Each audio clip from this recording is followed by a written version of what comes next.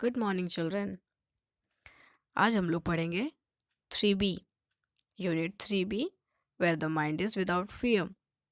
This poem is written by Rabindranath Tagore, and what we have to read in this poem. Let's begin. India is our country, and we all love our country. This poem is written by Rabindranath Tagore before India got freedom from the British rule. He prays to God for freedom of the country from slavery. Read the poem to find out what else he prays for. So, like I said, that this poem is written by Rabindranath Tagore, और यह poem जो है वो उन्होंने तब लिखी थी जब हमारे देश को आज़ादी नहीं मिली थी ब्रिटिश रूल से। और one more thing I just want to say कि यह पोएम जो है वो गीतांजलि नाम की एक पुस्तक लिखी है रविन्द्रनाथ टैगोर ने, और यह गीतांजलि जो है वो बहुत सारे पोएम्स का कलेक्शन है। इस बुक के लिए यह बुक बहुत स्पेशल है हमारे लिए, हमारे पूरे देश के लिए, बिकॉज़ इसी बुक को लिखने पर रविन्द्रनाथ टैगोर को नोबेल प्राइज़ मिला था। उन्होंने हमारे देश के लिए पहला नोबेल प्राइज़ लाया था 1913 में, 1913 ईस्वी में। और ये बहुत बड़ी अचीवमेंट थी हमारे पूरे देश के लिए, बिकॉज़ उस टाइम हमारा देश जो है वो एक गुलाम देश था। ऐसे समय में रविन्द्रनाथ टैगोर ने क्या लिखा है अपने भारतवासियों के लिए, और वो भगवान से क्या प्रार्थना करते हैं कि कैसे हमारे देश को अंग्रेज़ों से आज़ादी मिल जाए, और क्या वो हमारे देशवासियों को कैसे भगवान जो हैं आगे बढ़ने की हिम्मत दें और देश को आज़ादी की ओर ले जाएं। So let's read. Where the mind is without fear and the head is held high. तो वो रविन्द्रनाथ टैगोर जो हैं वो भगवान से प्रार्थना कर रहे हैं कि हमारे देशवासियों को ऐसी हिम्मत दीजिए जहाँ पे वो कभी भी किसी से डरे ना, उनको अपने देश पे गर्व हो, अपने आप पे गर्व हो, और हमारे भारत के लिए वो बहुत शान महसूस करें, और कभी भी वो किसी भी चीज़ से घबराए ना। आप ऐसा देश हमारे देशवासियों के मन में डालें, ऐसा भावना हमारे देशवासियों के मन में डालें। और आगे क्या कहते हैं वो? Where knowledge is free, where the world has not been broken up into fragments by narrow domestic walls. ऐसा देश वो चाहते हैं जहाँ पे नॉलेज फ्री हो। यानी पहले क्या था, जब देश गुलाम था तो जो अमीर लोग होते थे उन्हीं को सिर्फ शिक्षा ग्रहण करने की अनुमति होती थी, या फिर उनको ही आज्ञा मिलती थी। ऐसा वो कंट्री चाहते हैं जहाँ पे किसी भी तरह का भेदभाव ना हो, एजुकेशन के लिए किसी भी तरह का भेदभाव ना हो, नॉलेज सबके लिए फ्री हो विदाउट एनी कॉस्ट। एंड ऐसा वर्ल्ड जो कि धर्म, जाति या किसी भी रंग रूप के आधार पे बटा हुआ ना हो, सभी लोग एक जैसे हों। Where the world has not been broken up into fragments by narrow domestic walls. कोई भी नैरोनेस ना हो, कोई संकीर्णता ना हो, कोई भी संकीर्ण विचार ना हो, सब लोग ब्रॉडली सोचे और सब एक होके आज़ादी के लिए लड़े। आगे बढ़ते हैं हम लोग। Where words come out from the depth of truth, where tireless striving stretches its arms towards perfection. तो वो कह रहे हैं that where words come out from the depth of truth, यानी वो ऐसा कंट्री चाहते हैं जहाँ पे सभी लोग सच बोले। ठीक है, सब लोग सच बोले, सारे लोग जो हैं वो कुछ भी बोले वो उनके दिल से निकले और वो सच हो, सही हो. Where tireless striving stretches its arms towards perfection. ऐसा देश जहाँ पे सभी लोग जो हैं वो एक गोल की ओर, यानी स्वतंत्रता की ओर काम कर रहे हों, और वो इतना हार्ड वर्क कर रहे हैं कि उनको आज़ादी ज़रूर मिले. यानी वो बिना रुके बिना थके आज़ादी के लक्ष्य को प्राप्त करने के लिए साथ में मिलके काम करते हों, और दैट इज़ कॉल्ड परफेक्शन. और वो परफेक्शन के साथ काम करें. Next line. Where the clear stream of reason has not lost its way into the dreary desert sand of dead habits. Here, reason is logical thinking. Okay, reason को compare किया गया है clear stream के साथ, and you can see that dreary desert sand is compared to dead habits. यहाँ पे poet जो हैं टैगोर, वो बोल रहे हैं कि सब कोई लॉजिकल थिंकिंग हो, सब कुछ क्लियर हो, कुछ भी सुपरस्टिशियस यानी डेड हैबिट्स जो हैं सुपरस्टिशियस बिलीव्स के साथ ना हो.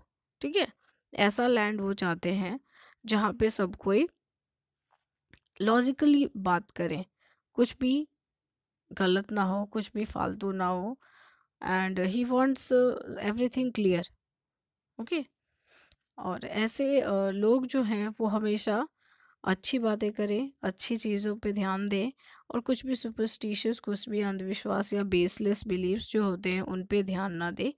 तभी क्या होगा, सभी लोग मोटिवेट होंगे और देश की आज़ादी की ओर काम कर पाएंगे. ऐसा वो लैंड चाहते हैं, ऐसे वो लोग चाहते हैं अपने कंट्रीमैन को. Next what he says.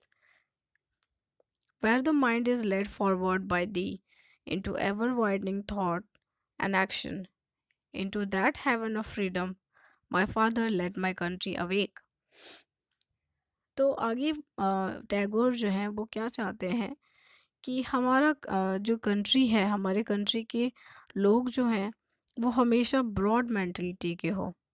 ठीक है, यानी हमेशा वो अच्छा सोचे, वो बड़ा सोचे, ऐसे संकीर्ण विचारों वाले ना हो, वो प्रोग्रेसिव हो, और उनके माइंड जो है वो एकदम ब्रॉडेड वे में यानी विस्तार रूप से वो काम करें, और ज़्यादा सोचे, ऐसा सोचे कि कुछ एक्स्ट्रा ऑर्डनरी किया जाए, उनके माइंड पूरे ओपन हो, कुछ ऐसे काम किए जाएं ताकि हमारे देश को आज़ादी मिल सके. समथिंग एक्स्ट्रा ऑर्डिनरी, अनयूजुअल, जो किसी ने ना किया हो, हम वो कर सके, हम वो करें. ऐसी भावना उनमें होनी चाहिए. और ऐसे ऐसे विचारों वाले देश, ऐसे विचार वाले जगह में हमारे पूरे के पूरे कंट्री के लोगों को आप जगाएं. हमारे कंट्री के लोगों को आप ऐसा विचार उनमें भरें कि हमारे लोग आज़ादी की ओर, स्वतंत्रता की ओर आगे बढ़े और उसे प्राप्त करें. सो ही ऐसा ही वो चाहते हैं हमारे देश के लोगों के लिए, और ये भगवान से प्रार्थना कर रहे हैं Tagore. Actually, here you can see this is the last line, and here you see that आप देख सकते हैं कि टैगोर जो हैं वो चाहते हैं कि सभी लोग अपने अंदर झांके, यानी उनके जो देशवासी हैं वो अपने अंदर, अपने माइंड में देखें, और उनका माइंड जो है वो क्या है, बंधा हुआ है, यानी गुलाम है.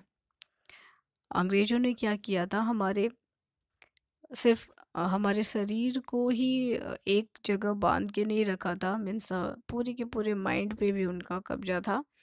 हम बहुत ज़्यादा गुलाम हो चुके थे उनके उनके अत्याचारों से उन पे. सो वो चाहते हैं कि हमारे देश के हमारे कंट्री के लोगों का माइंड जो है वो हर एक बंदिश को, हर एक गुलामी को तोड़ के आगे बढ़े और देश की आज़ादी के लिए काम करे। सो यही मैसेज वो यहाँ पे देना चाहते हैं, क्योंकि अगर किसी देश को आज़ादी चाहिए तो पहले, सबसे पहले वहाँ के लोगों को एक्टिव होना पड़ेगा, उन वहाँ के लोगों को बेस्ट काम करना पड़ेगा, तभी वो आज़ादी प्राप्त कर सकते हैं। और ये सारी चीज़ें कह के वे अपने देशवासियों को बहुत प्रेरित किए, और ये लाइंस जो हैं वो बहुत पॉपुलर हुई, बहुत सारी जगहों में आपने इनको सुना भी होगा। तो आइए समझते हैं रविन्द्रनाथ टैगोर के बारे में। Rabindranath Tagore, and he was, like you see that he was born on 7th May 1861 and he died on 7th August 1941. He also founded Shanti Niketan in Bolpur, West Bengal, which promoted ancient method of teaching. Kabuliwala, Postmaster Gora are few of his famous works. He won the Nobel Prize of Literature in 1913 for his collection of poems Gitanjali. So like I said, आपने देखा कि उन्होंने शांति निकेतन नाम की एक संस्था को भी शुरू किया था वेस्ट बंगाल में, और जहाँ पे एंशियंट मेथड, टीचिंग के एंशियंट मेथड को बहुत प्रमोट किया गया था। उन्होंने काबुलीवाला, पोस्टमास्टर गोरा, ये सारे फेमस वर्क किए हैं, और सबसे प्रचलित उनका गीतांजलि रहा, जिसके लिए उनको गीतांजलि कलेक्शन ऑफ पोएम्स, जिसके लिए उनको 1913 में नोबेल प्राइज़ मिला, लिटरेचर के लिए नोबेल प्राइज़ मिला लिटरेचर के क्षेत्र में। और वो ना सिर्फ एक पोएट थे, वो एक ड्रामेटिस्ट भी थे, वो एक नॉवेलिस्ट भी थे, and he was an actor also, and he was so very versatile. वो हर एक क्षेत्र में he was also a painter. वो बहुत महान थे हर एक क्षेत्र में, जहाँ भी उन्होंने अपनी कला को निखारा, अपनी कला का यूज़ किया, वो हर एक क्षेत्र में अपनी छाप छोड़ते गए, और इसलिए वो एक महान कवि थे। और उनकी महानता हम उनके कामों से, उनकी किताबों से भली भांति समझ रहे हैं। Let's know some words. Fragment, that is broken into small parts. टुकड़ों, छोटे छोटे टुकड़ों में का जो हिस्से होते हैं उसको फ्रैगमेंट्स कहते हैं। The narrow, of small width of in relation to length. Narrow, बहुत संकीर्ण, like I said. Then tireless, having और शोइंग ग्रेट एफर्ट और एनर्जी। ओके, अथक कार्य करना, बिना रुके, बिना थके। Striving, make great effort to achieve something, बहुत परिश्रम करके कुछ हासिल करना, बहुत प्रयास करना, प्रयत्न करना। Than perfection, that is improve something until it is faultless, to have perfection best. The dreary means depressing, dull, depressingly dull, that is सुनसान और या फिर उदास, बहुत डल। फ्रीडम, आज़ादी। So this is all about the poem Where the Mind is Without Fear.